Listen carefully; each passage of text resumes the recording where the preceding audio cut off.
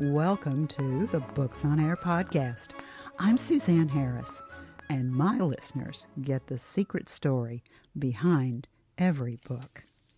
Joining me today is Carol Gieg, and she's here to talk about her personal and inspirational book, TBI, To Be Injured, Surviving and Thriving After a Brain Injury. Carol is a licensed clinical social worker. She received her bachelor's degree from Dartmouth College. She holds a master's degree in social welfare as well as a master's degree in public health from the University of California at Berkeley.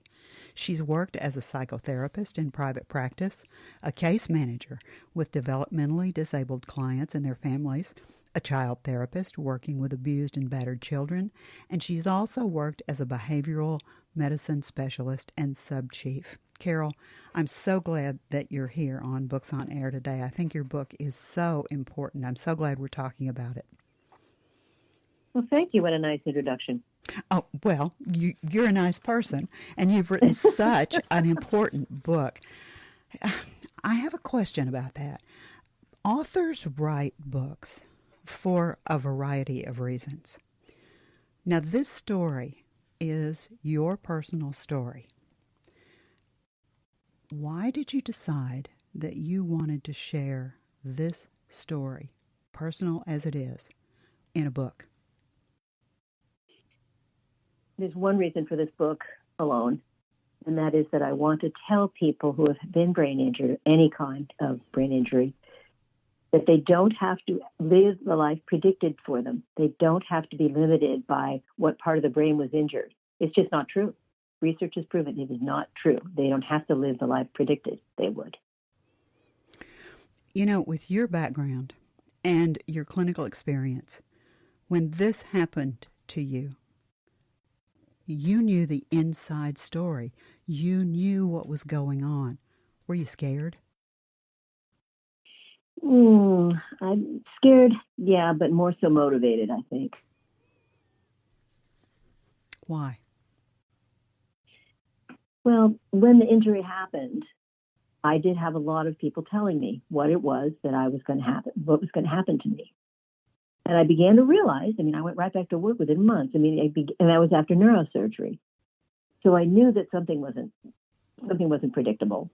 And I knew, and there are certain variables that anyone can practices that they can do, and their brain can actually regenerate neurons and pathways. So I'm living proof of that. And I want other people to know that so that they don't get very depressed and discouraged. Your message is so positive because you have just done extraordinarily well. You've exceeded all expectations. Is that a fair statement to make from me? Yeah, it is. And my friends who are physicians and my neurologists, they would tell you the same thing. Let's give our listeners an overview of the book. Okay. The book is a description of what happened to me for sure. And from the injury throughout the next year or so in recovery. And it also includes research that's been done since I was injured. And I want to emphasize that because these things weren't known when I was injured. People are told a lot different things now than they were then. So I think that's really important for people to know that the research proves this. And then I give basically a variety of exercises that you can do yourself that will help your brain. Brain is just another muscle. If you look at it that way, it has to be exercised. So that's where we start. That perspective is a wonderful perspective. And I couldn't agree more. I think people sometimes don't remember, and if you'll pardon me for saying don't remember, that their brain can be exercised and can be improved as a result of those exercises. And I love it that you have included that in the book. Yeah.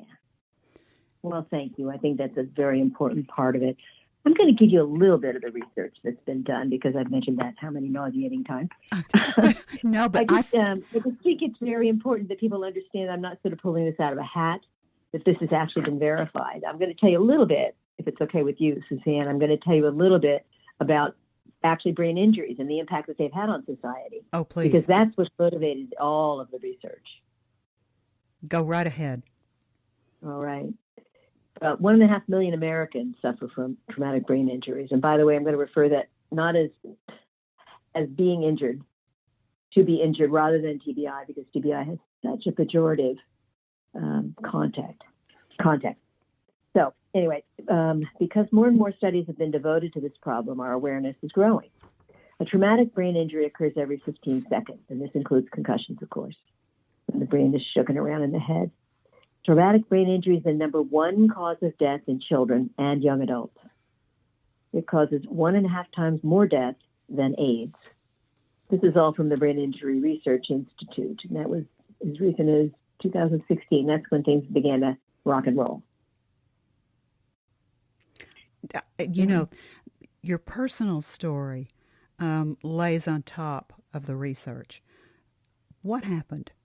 I mean, I know it was an accident. You just went out, like so many of us have done, just out for a morning exercise bike ride.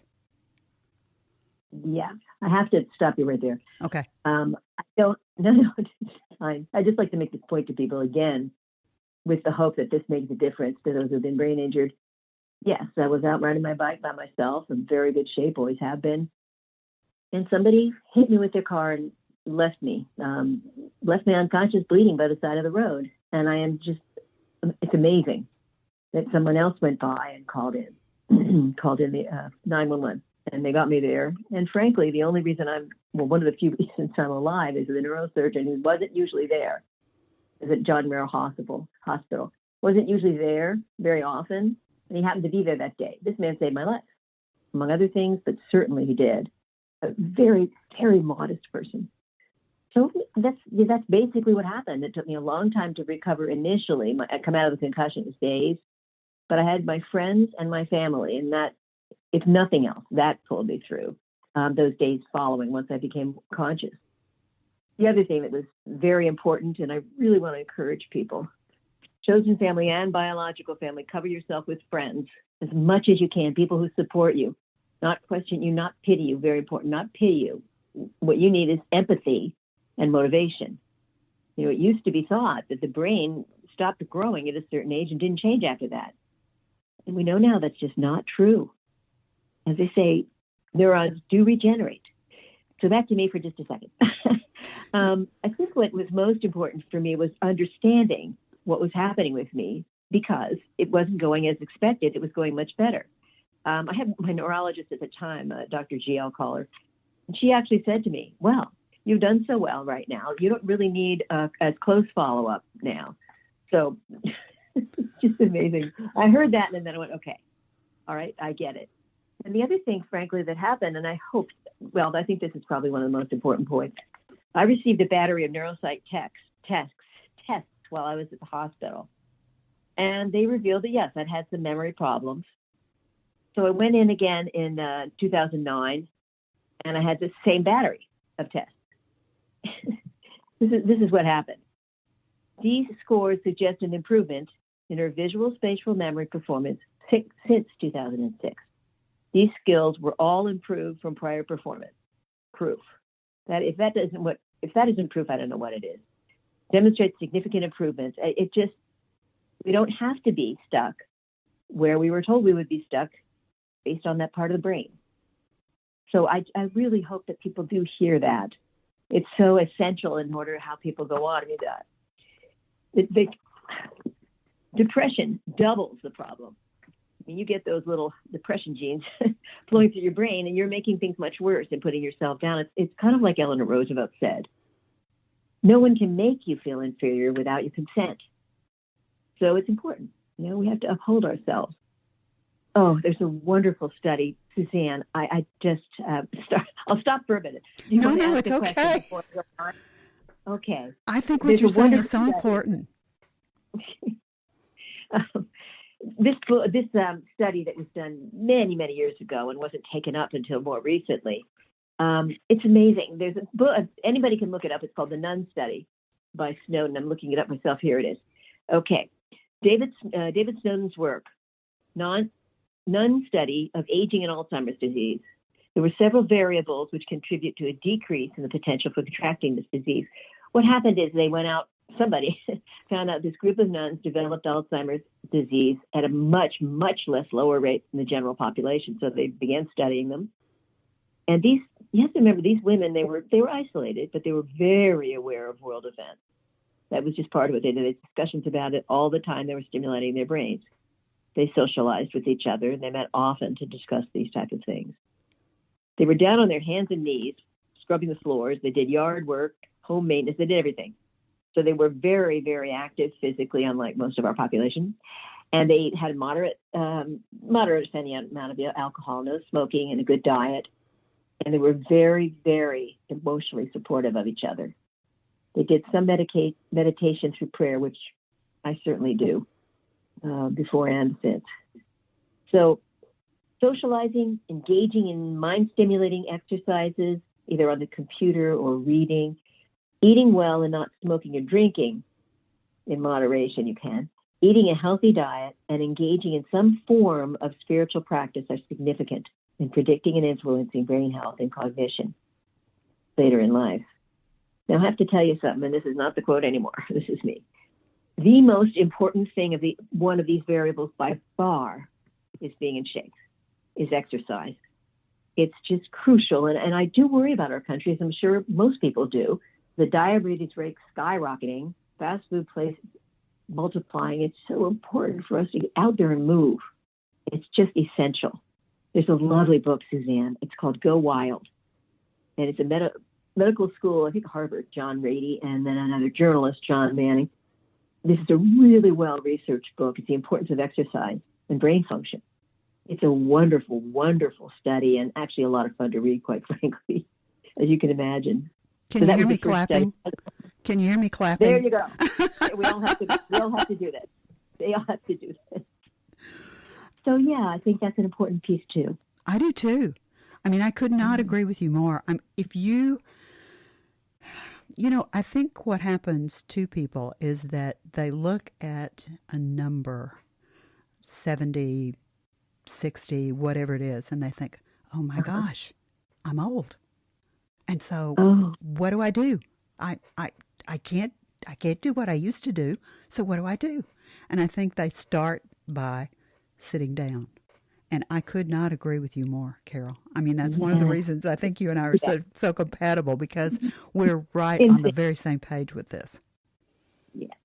Yeah, it is important, and it is scary, but it also, you have to realize that this leads to dementia. I'm a baby boomer, right? I mean, you are, and it just feels like if people don't know this, then they don't know that this big, big baby boomer, we're all going to have trouble with this, certainly with our parents, but also ourselves if we don't get up off our asses and start doing something.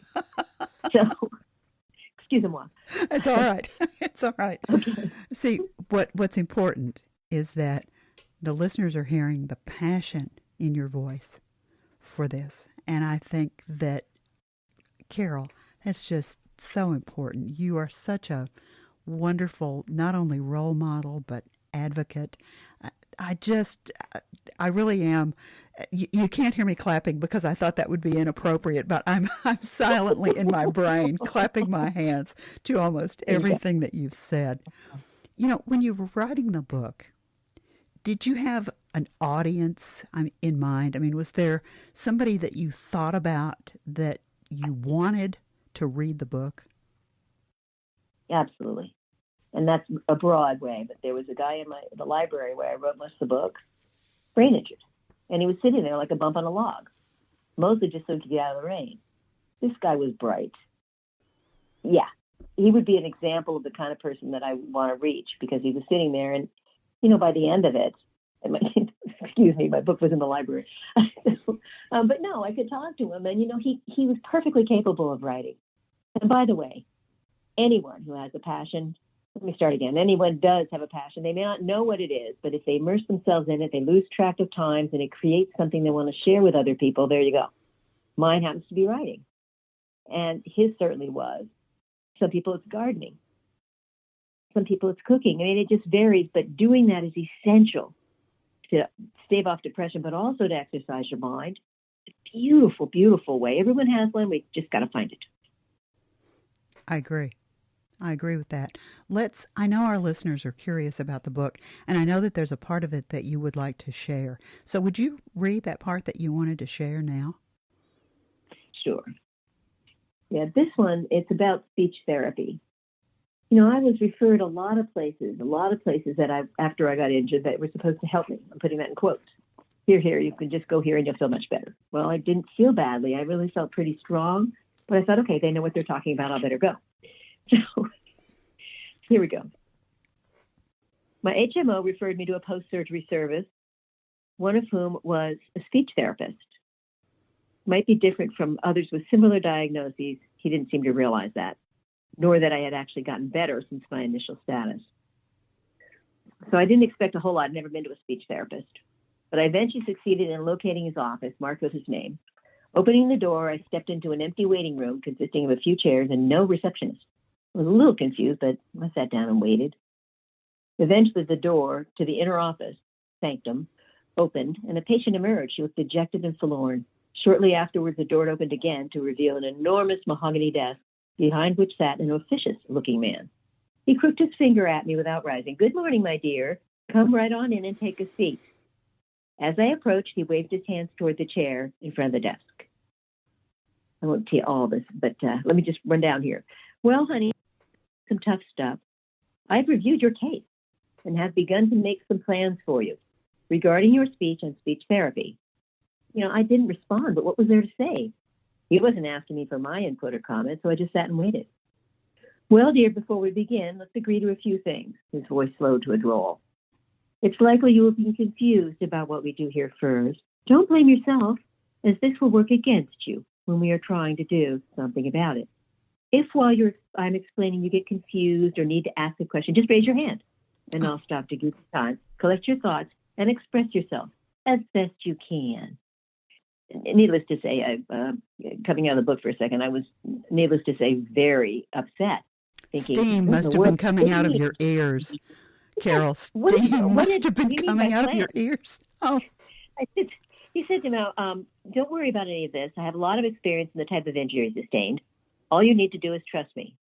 Well, since I knew that even to survive such a severe injury, never mind remain fully functional, was exceedingly rare, I felt even less inclined to return. As I hurried toward the door, anxious to leave, he said, Oh, by the way, we will want to get some idea about how well you can do on your own." Now, remember, I was already back at work for some time. "All I ask you to do, and I know it will be difficult for you, is to write sentences on a paper. Bring it back to me when you come in again. Try not to get too frustrated with yourself, as this will only make matters worse. And remember, you and I are going to work together, and I promise we will see you progress." So I wasn't impressed by the fact that he was making a plan without any feedback from me. I felt humiliated more than anything else, mixed with a good dose of anger at his assumptions. What happened is, I can laugh at it now, I didn't then. When I came back again the second time and sat down, he said, "Now, honey, did you remember to do the assignment I wrote down for you?" "Yes, I did," I said, handing him the sentences. "And here's something I wrote after I was injured." I passed the papers to him. It was the story of what I remembered about the ride that day, which I wrote, frankly, while I was still in the hospital. He read through the first few pages and scanned the rest. When he finished, he laid the story down on his desk, shook his head, and turned to me. "Now, honey, you can tell me who really wrote this." "I did," I responded, surprised by the assumption that I hadn't. "Oh, sure you did, dear," as he reached across the desk and patted my hand. "But really, dear, we're not going to make much progress if you're not honest with me." Well, that did it. I stood up and headed for the door, his whiny voice beseeching me to return and calm down. Now, I know patience, it's not a virtue of which I'm abundantly endowed in all circumstances, but frankly, I think I demonstrated considerable reserve in this case. I left the writing on his desk as testament to my proficiency. So that's just a little example of things that anybody who's brain injured will run up against. It's just a fact. You know, understanding this is important before you launch into the world again. You are strong. You came through this, and you're going to, with work, you're going to get back some of what you lost. Not all of it, but a lot. And you've got to believe in yourself. And somebody who calls you honey and pats you and doesn't even let you talk is not someone that I think would really help me progress if I were in that situation. I can't believe you just didn't explode at this guy, but I admire your your My control. restraint. Yeah, really.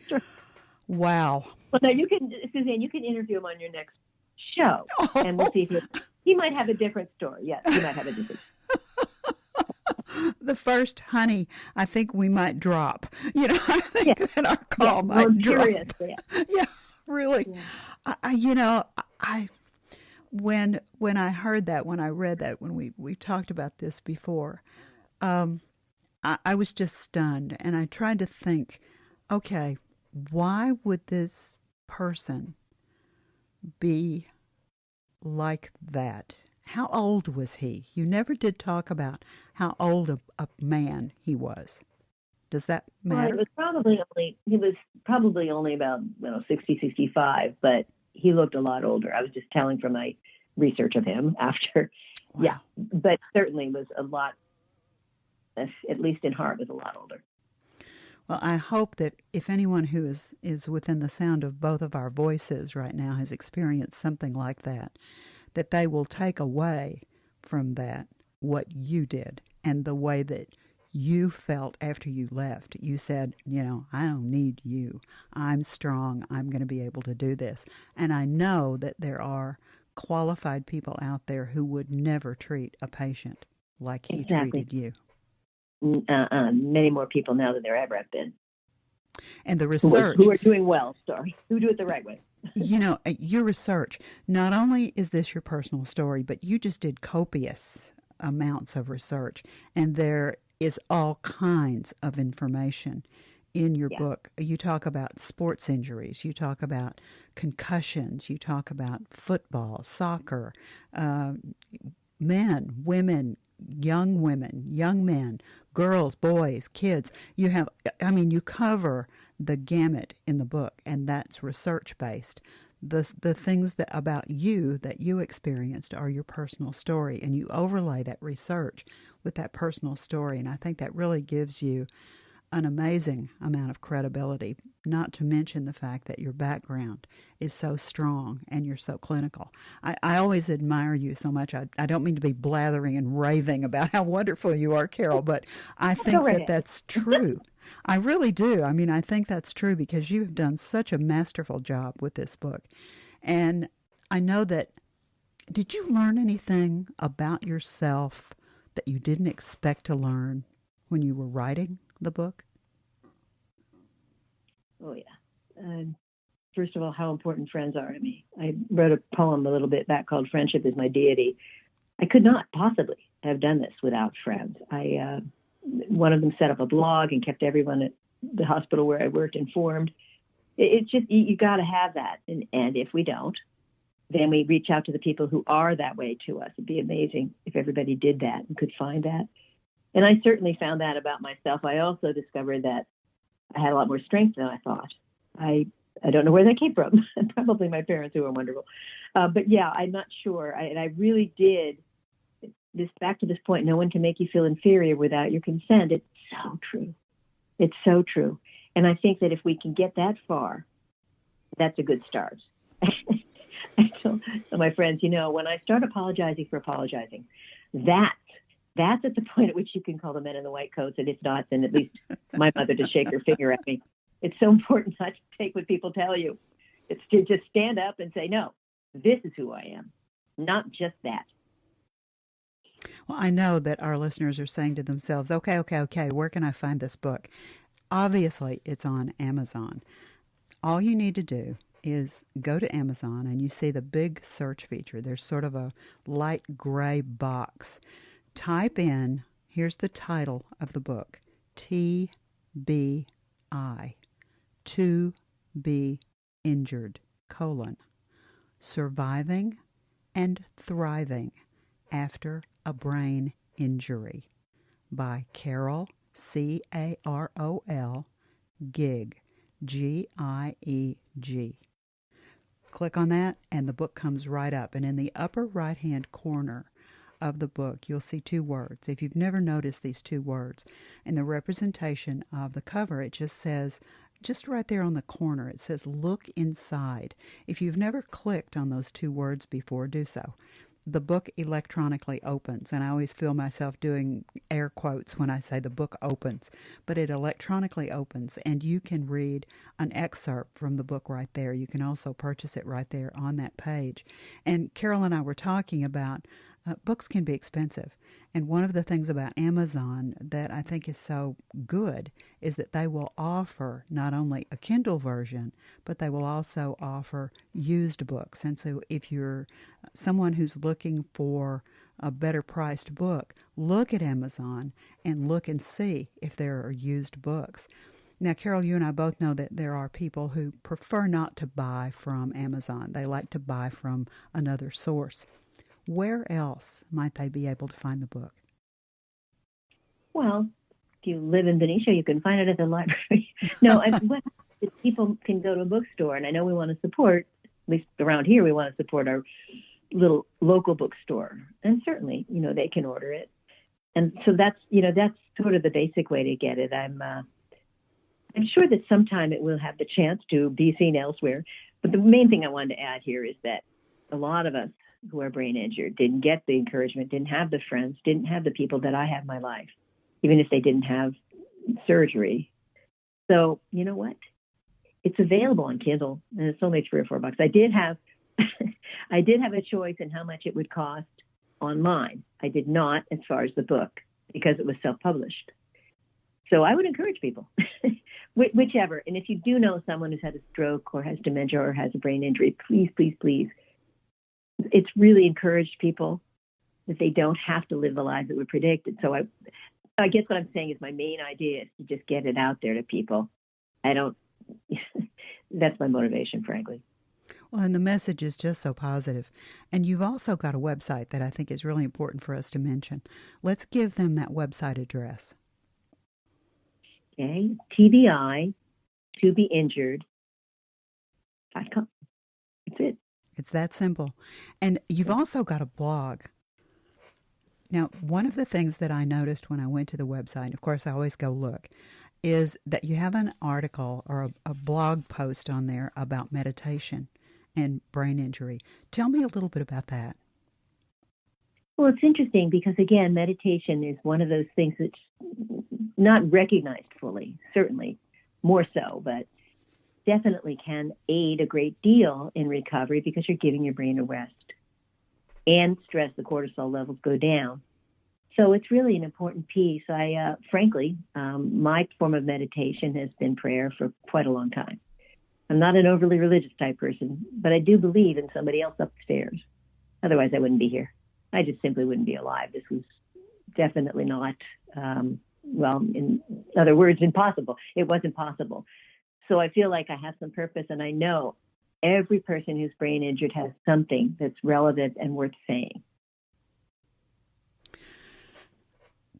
You're just so inspirational. I said that 43 times. I know you're tired of hearing it, and I just think what you have done, and a hit and run victim, and thank God for the person who called and got you to the hospital, and the neurosurgeon who saved your life. And thank you for sharing not only your story, your very positive story, and your very positive recovery with our listeners, but also going to the trouble to add that additional level of research and giving that a broader perspective. The book is not just your story. It's a much broader perspective than that. When our listeners buy a copy of the book, and I see them doing two things with it.